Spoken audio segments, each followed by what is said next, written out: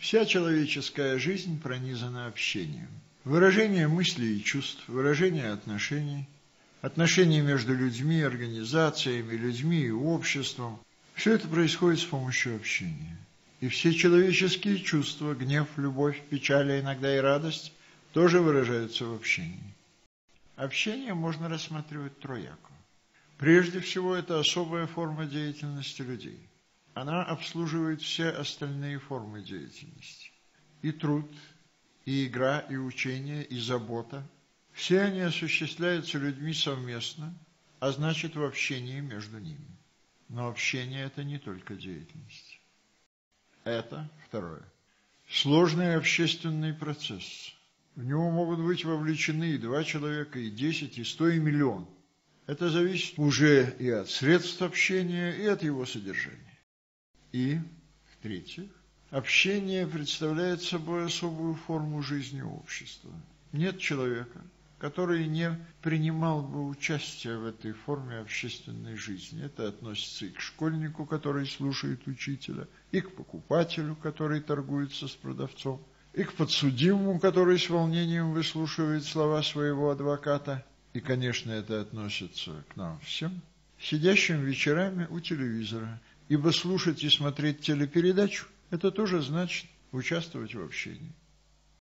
Сейчас мы затронули весьма важный, с научной и с практической точки зрения вопрос об обращенности информации, обращенности сигналов, которые ее несут. Различают сигналы личной обращенности и сигналы групповой обращенности. Какие из них преобладают? Заглянем в историю. Тут преобладали сигналы личной обращенности. Именно к данному конкретному человеку была обращена человеческая речь. Правда, иногда к человеку обращались как к члену группы. Например, как к ученику в классе, как к верующему в церкви, как к солдату в армейском строю. Но ведь учились далеко не все. В церковь, бывало, не всех пускали, да и не все слушали священника. А что касается армии, то служба в ней была многолетней, и служили в ней отнюдь не все. Я говорю о тех временах, когда не было ни всеобщей воинской повинности, ни ежедневных газет, ни тем более радио. Все это вошло в жизнь относительно недавно, за исторически короткий отрезок времени. И за этот отрезок времени изменилось и соотношение числа сигналов, личной и групповой обращенности. Посудите сами. Диктор радиопередачи обращается к нам и к другим людям, как к радиослушателям. Алла Пугачева поет свои песенки для вас и еще для нескольких миллионов. Газета обращена к десяткам тысяч, а бывает и больше читателей. Да и на работе вам зачастую говорят что-то как к члену группы, которая выполняет один общий проект. Разумеется, по возвращении домой вы слышите, наконец, сигналы личной обращенности, слова жены, детей, может, гостей. Вы включили телевизор и снова слышите и видите передачи, рекламные, политические, развлекательные, которые обращены к десяткам и сотням тысяч людей. А ведь личность формируется в общении с другими людьми. Заметьте, что информация, которая влияла на людей в прошлом, была по большей части обращена к ним лично. Она даже определяла формирование личности. Не то в нынешние времена. Теперь к вам обращаются как к члену группы, и даже лично с вами беседующий продавец видит вас, представителя шумного племени покупателей. А для кого же вы личность, единственная и неповторимая? Для кого вы тот человек, которого никогда не заменит никто другой? Да, вероятно, для собственных детей. И любопытно, что диктатор, мечтавший о преданности миллионов, именовался их отцом. Здесь надо иметь в виду не только авторитет, не только мудрость, а самую простую незаменимость. Отец не жена, не президент, не эстрадный исполнитель, и мать. Ее, как родину, никто по-настоящему заменить не сможет. Стержнем общения является, собственно, коммуникативный процесс. Собственно, коммуникация и состоит в передаче сигналов. Каждый, кто участвует в общении, представляет собой личность. Личность – это человек, который вступил в общественные отношения. Не так это просто в них вступить, но все же приходится. Без этого не прожить жизнь. Это просто назвать кого-то или самого себя личностью. Но вот что собой представляет личность? Чтобы разобраться в этом, нам потребуется некоторое напряжение ума. Действительно, как понять такую фразу? Личность предстает перед нами в 4 позициях. Можно понять. Итак, представим себе 4 позиции, в которых предстает личность. Условно они именуются тело, изнутри, извне, издалека. Первая позиция – это личность со всеми ее телесными особенностями. Телесной надо понимать в широком смысле. Это и красота, которая может сыграть решающую роль в молодые годы. Это и инфаркт миокарда, который может сыграть решающую роль несколько позже. Это вообще все физическое, тогда как вторая позиция – это духовное. Это наше сознание и подсознательное, наше «я», неразрывное с телом, но отличное от него. Третья позиция – это личность, как она предстает перед другими людьми. Это другой, каким вы его видите, слышите. Это вы, какими вас видят и слышат другие. Например, если вы записывались на магнитофоне, то не забыли еще, каким чужим показался вам собственный голос при первом прослушивании. В зеркало-то разве мы себя не видим? Видим. Но ведь в зеркале-то правая половина лица кажется левой, разница на самом деле существенная.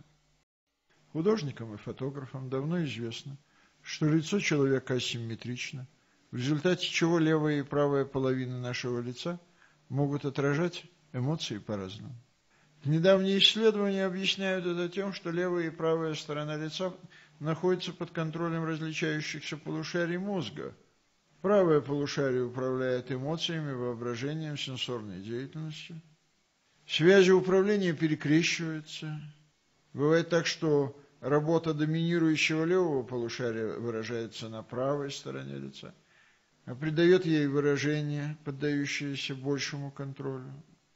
Поскольку работа правого полушария отражается на левой стороне лица, то на ней как раз труднее скрыть свои чувства. Положительные эмоции отражаются менее равномерно на обеих сторонах лица. Отрицательные эмоции более отчетливо выражены на левой стороне. Однако оба полушария мозга функционируют совместно, поэтому описанные различия касаются нюансов выражения. Особенно экспрессивны губы человека. Всем известно, что плотно сжатые губы отражают глубокую задумчивость. Изогнутые губы – сомнение или сарказм. Улыбка с приподнятыми бровями выражает дружелюбие и даже потребность в ободрении.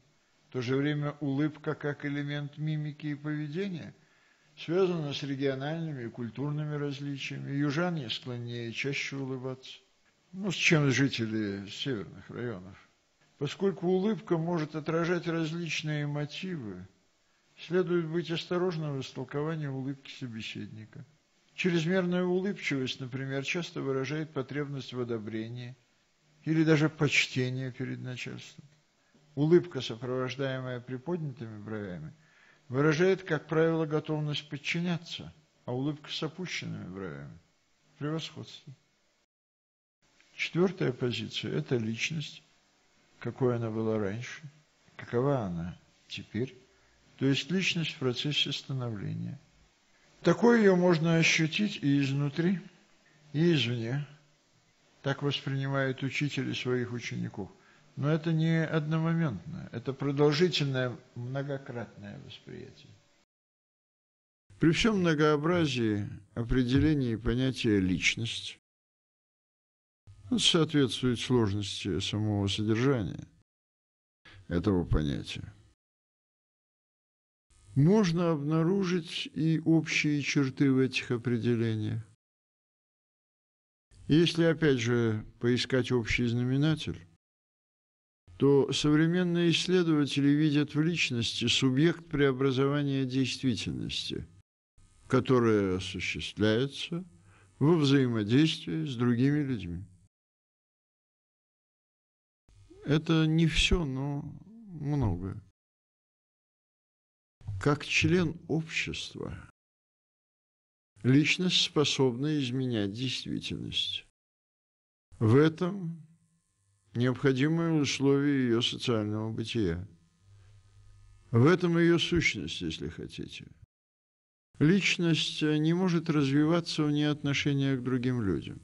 Личностью не родятся, личностью становятся. Становление личности есть процесс, неразрывный с развитием и становлением общения.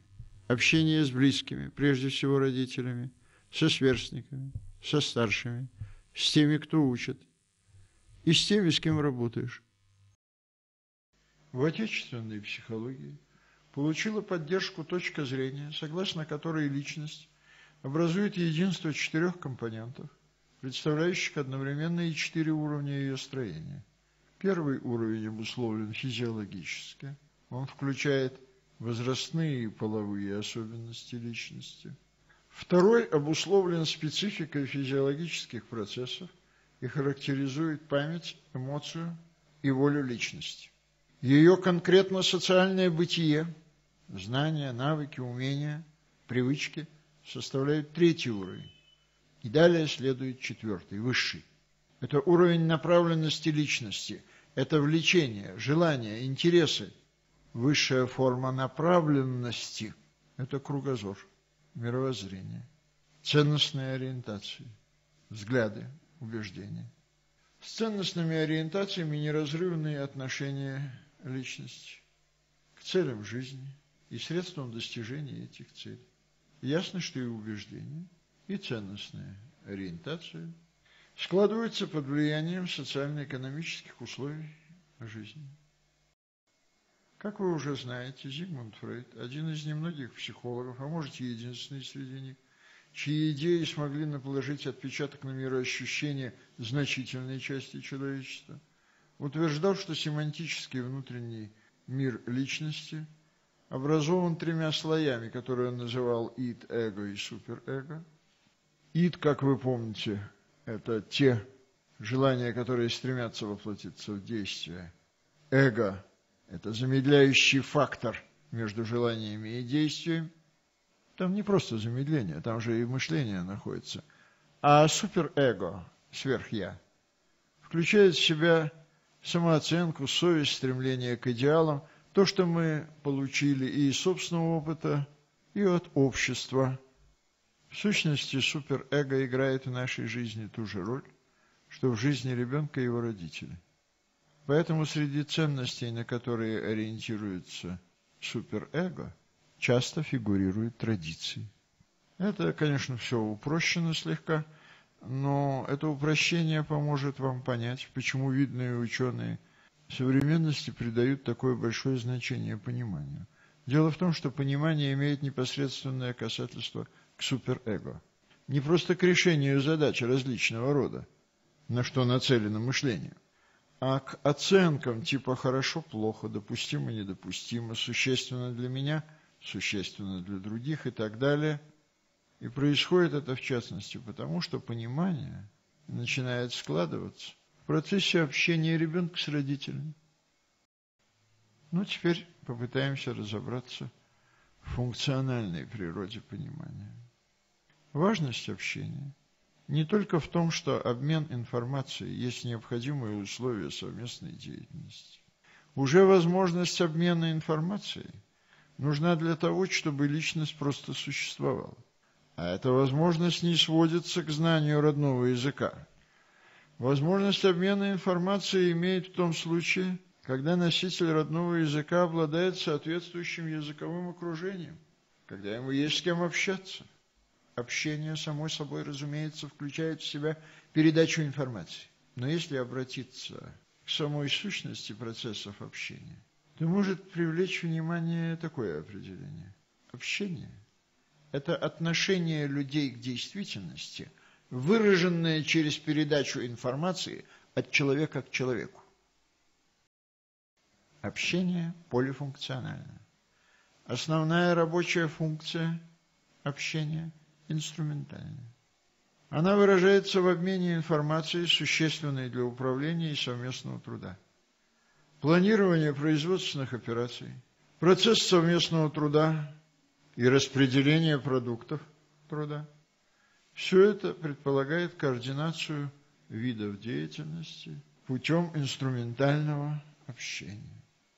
Близка, но не тождественна инструментальной функции. Функция объединения или синдикативная функция, которая находит выражение в сплочении малых и больших групп. В этой связи нельзя не упомянуть и о фатическом общении в терминологии Бронислава Малиновского. Сущность фатического общения состоит именно в том, чтобы социально обозначить общность, пусть даже временно возникшую. Когда присутствующие на спортивных состязаниях во всеуслышание выражают свое отношение к успехам и неудачам команд, они обращаются не только к спортсменам, но и друг к другу.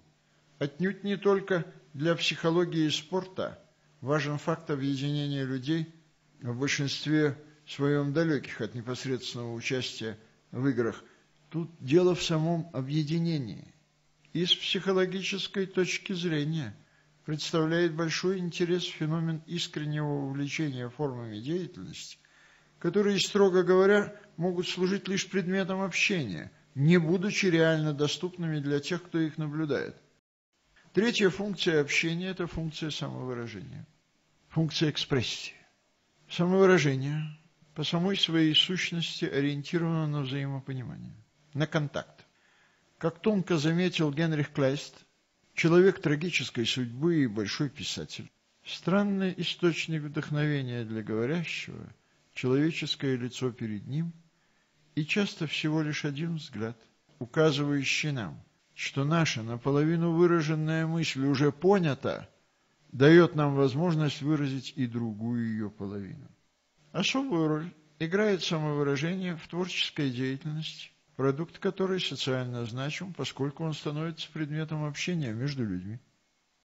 И, наконец, важнейшее значение имеет трансляционная функция общения, функция передачи конкретных способов деятельности, оценочных критериев и программ. Эта функция лежит в основе обучения, ибо через общение и происходит обучение личности, как санкционированное и организованное обществом, так и, собственно, индивидуальное, неформальное, происходящее в процессе просто повторяющихся контактов с людьми, способными передавать данному лицу свои знания и навыки. Конечно, этими 4 функциями значение общения для личности никак не исчерпывается. Более того, и деление их до известной степени условно. Полифункциональная природа общения конкретизируется в особого рода субординации системы одновременно существующих функций. Так, общение учителя с учениками инструментально, ибо имеет целью координацию совместных действий в учебном процессе. При этом общение выполняет главным образом трансляционную функцию. Но не менее естественно, что для настоящего педагога общение с учащимися всегда самовыражение. Слушатели это чувствуют и ценят. Любовь составляет важнейшую основу межличностных отношений, и один из базисных компонентов общения между людьми – это любовь. Как и всякое чувство, любовь не самый подходящий предмет для рационального анализа и классификации. Заметим лишь, что издавна различают чувство нисходящей любви, amor descendens, таково, например, чувство отца к сыну, чувство восходящее, amor ascendens, чувство детей к родителям, и взаимное, amor equivalens. Оно традиционно считается высшей формой отношений между мужчиной и женщиной. Нельзя сказать, чтобы индивид не стремился к общению. Он испытывает это стремление, когда оно разбужено. Человек испытывает потребность в коммуникаторе, в том, кто с ним общался бы. И только когда эта потребность реализована, он пробует войти в роль коммуникатора сам. Это самым тесным образом связано с тем, что язык ребенок усваивает в общении с родителями, и образ этих первых коммуникаторов продолжает жить в его подсознании и порождает не всегда осознанную потребность в строгом и мудром отце и всепрощающей, любящей матери. И обычно это ему удается. Но тот, кто ощутил в себе призвание коммуникатора, уже не может с ним расстаться. Не случайно, например, профессия политика и актера были совмещены в президенте Рональде Рейгане. Численность населения планеты в настоящее время далеко зашла за 5-миллиардную отметку. Уже возникло заметное расхождение между распространением грамотности и динамикой развития средств массовой коммуникации. Многие люди, лишенные задатков образования, являются и радиослушателями, и даже телезрителями. Практически каждый телевизионный экран работает не менее чем для 2 человек, и общий объем времени, который занимает у населения Земли коммуникация, личное общение, чтение книг, газет, журналов, просмотр телепередач, радиослушание, вполне сравнимо с общим объемом трудового времени. У современных ученых растет убеждение в том, что неотъемлемой частью ноосферы, в терминологии Вернадского, должна явиться инфосфера, мировая информационная структура, контуры которой ныне становятся все более четкими.